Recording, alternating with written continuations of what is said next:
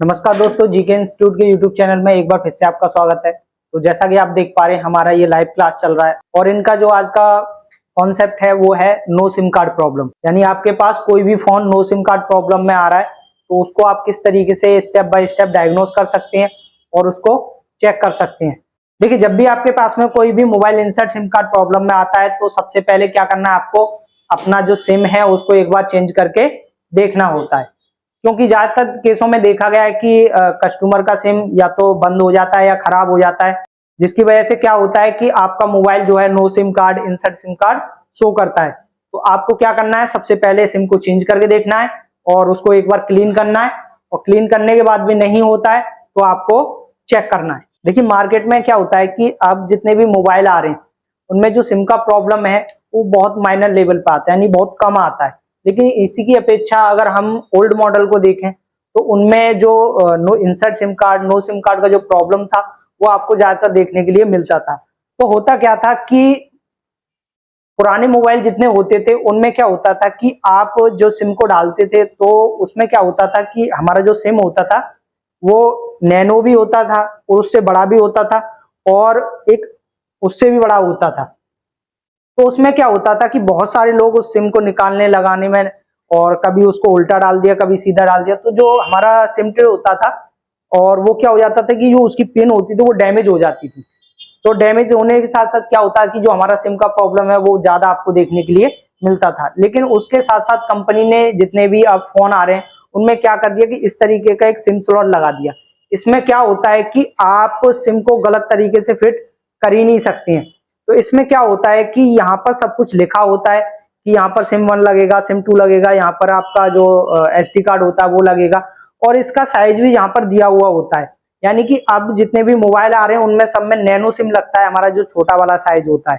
ठीक है, तो आपके जितने भी मोबाइल होते हैं उनमें जो सिम का प्रॉब्लम है इसीलिए बहुत कम आपको देखने के लिए मिलता है। तो ये तो एक नॉर्मल जानकारी। अब बात करते हैं कि आपके पास में कोई भी मोबाइल सिम प्रॉब्लम में आ रहा है तो उसको आपको किस तरीके से चेक करना है।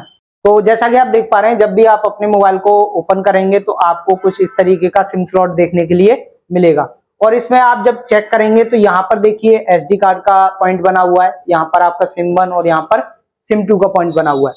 तो बेसिकली इसमें आपको एक मेमोरी कार्ड और 2 सिम डालने का ऑप्शन दिया होता है, लेकिन किसी किसी मोबाइल में क्या होता है कि एक सिम और एक मेमोरी कार्ड डालने का ऑप्शन होता है।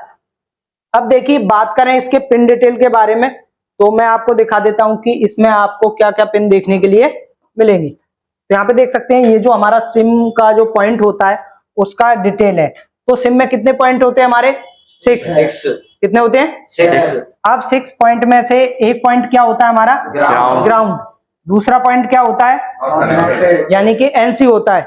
और तीसरा पॉइंट डाटा का होता है। और चौथा पॉइंट, पांचवा पॉइंट और छठा पॉइंट। यानी कि आपने डाटा भी पढ़ के आ चुके हैं, आप क्लॉक भी पढ़ के आ चुके हैं, आप रीसेट भी पढ़ के आ चुके हैं आप, और VCC भी पढ़ के आ चुके हैं आप। ठीक है, तो अगर देखिए किसी किसी फोन में इस NC लाइन को किससे जोड़ दिया जाता है? VCC से। अब अगर इसको चेक करेंगे कूल टेस्टिंग में, जब भी आपके पास कोई भी मोबाइल आएगा तो क्या करना है आपको? रीडिंग लेना है। क्या लेना है? रीडिंग।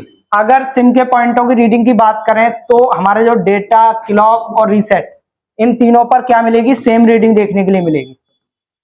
सेम रीडिंग की बात करें तो अगर किसी पॉइंट पर 330 रीडिंग आ रहा है तो तीनों पॉइंटों पर आपको 330 रीडिंग देखने के लिए मिलेगी। और जो हमारा VCC का पॉइंट होता है इस पर आपको लगभग 400 प्लस रीडिंग देखने के लिए। रीडिंग से आइडिया ले लेंगे कि हमारा जो पॉइंट है वो कौन सा ब्रेक हुआ है, कौन सी लाइन ब्रेक हुई है। क्लियर? Yes sir. यानी कि जिस भी पॉइंट पर आपको रीडिंग मिल रहा है वो पॉइंट क्या है हमारा? ओके। और जिस भी पॉइंट पर रीडिंग नहीं मिल रहा है वो क्या है हमारा? ब्रेक है। अब मान के चलो कि आपके पास मोबाइल आया और आपने जब चेक किया तो सपोज करो कि इसमें क्लॉक का लाइन ब्रेक है, तो क्लॉक का लाइन किससे आता है हमारा? अगर किसी किसी मोबाइल में रीसेट का लाइन ब्रेक मिल जाए तो वो किससे आता है? और एक पिन हमारा NC और एक पिन ग्राउंड होता है। लेकिन बात करें अगर डाटा की तो डाटा में देखेंगे आप कि जो हमारा डाटा का जो सिग्नल है जो कि हमारे CPU से आता है यहां पर। क्लियर? लेकिन ये काम कब करेगा? इस पर जब हमारा एक 1.8 का सप्लाई मिलेगा। अब ये सप्लाई कब आएगा? जब आप अपने मोबाइल को ऑन करेंगे। आपने अपना मोबाइल ऑन किया और ऑन करते ही पावर आईसी से 1.8 का सप्लाई आया और इसमें एक रजिस्टर लगा हुआ है 10 किलो ओम का। तो ये रजिस्टर से होके ये सप्लाई हमारी डाटा की लाइन में पुल अप होती है, जिससे क्या होता है, डाटा की लाइन एक्टिव हो जाती है और जो हमारा सिम का इंफॉर्मेशन होता है वो सीपीयू तक चला जाता है। क्लियर? बाकी हमारे क्लॉक और रीसेट के लिए जो हमारा सीपीयू होता है वो इंडिविजुअल काम कराता है, इन पर हमारा कोई पुल अप सप्लाई नहीं आता है। क्लियर? Yes, sir. अब बात करें हम वीसीसी के बारे में, तो जो वीसीसी का पॉइंट होता है इस पर आपको 1.8 वोल्ट या 2.8 वोल्ट मिलेगा। किसी किसी मोबाइल में देखिए अगर सिम एक है तो एक वीसीसी आएगा और अगर दो सिम है तो दो वीसीसी आएंगे और ये वीसीसी दोनों अलग अलग होंगे। क्या होंगे? अलग अलग होंगे। ठीक है। अब ये जो वीसीसी का पॉइंट है इसमें क्या होगा, पावर आईसी से एक सप्लाई आएगी, चाहे वो 1.8 की हो सकती है चाहे वो 2.8 की हो सकती है।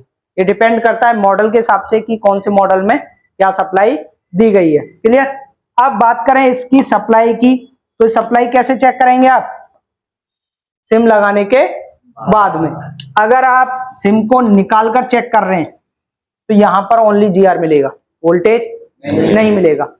अगर आप सिम लगाकर चेक कर रहे हैं तो यहां पर 2.8 वोल्ट या 1.8 वोल्ट सप्लाई चेक करना है। और ये सप्लाई कहां से आएगा? हमारा पावर आईसी से। कहां से? पावर आईसी से। अगर यहां पर 1.8 का सप्लाई नहीं आता है तो क्या चेक करना है आपको? इसको लाइन को चेक करना है और ये लाइन कहां तक जाता है? हमारा पावर आईसी तक। अगर हमारा डेटा का सिग्नल नहीं आ रहा है, क्लॉक का नहीं आ रहा है, रीसेट का नहीं आ रहा है, तो आपको क्या चेक करना है? सीपीयू से और रीसेट तक की लाइन को चेक करना है। क्लियर? Yes, sir. कर लेंगे चेक? Yes, sir.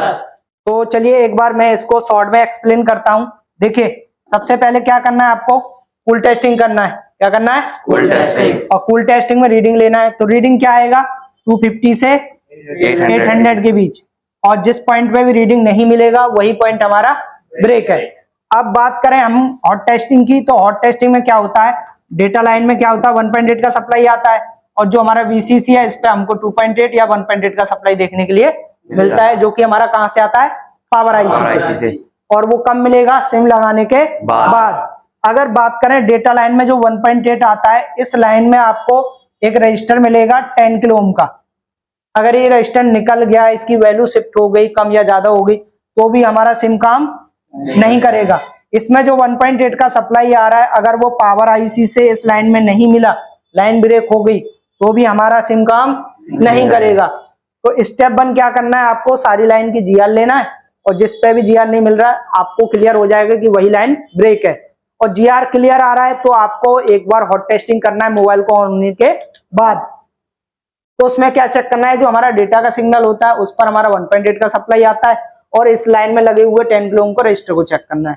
उसके बाद जो हमारा वीसीसी है, आप सिम लगाकर इस पर 1.8 या 2.8 की सप्लाई को चेक कर सकते हैं। तो ये 3-4 पॉइंटों को आपको चेक करना है और इनमें से ही आपको कोई ना कोई फॉल्ट देखने के लिए मिल जाएगा।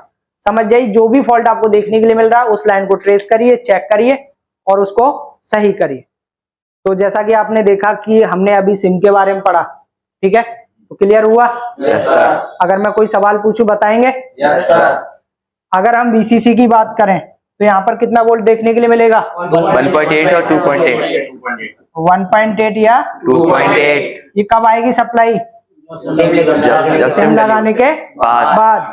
तो आई होप कि इस वीडियो से आपको बहुत कुछ सीखने को मिला होगा। इस वीडियो से आपको थोड़ा बहुत नॉलेज मिला है तो वीडियो को लाइक, चैनल को सब्सक्राइब कर लें, साथ ही बेल आइकन दबा लें जिससे आने वाले वीडियो की नोटिफिकेशन आपको सबसे पहले मिल सके। मिलते हैं ऐसी किसी नेक्स्ट वीडियो के साथ, तब तक के लिए धन्यवाद।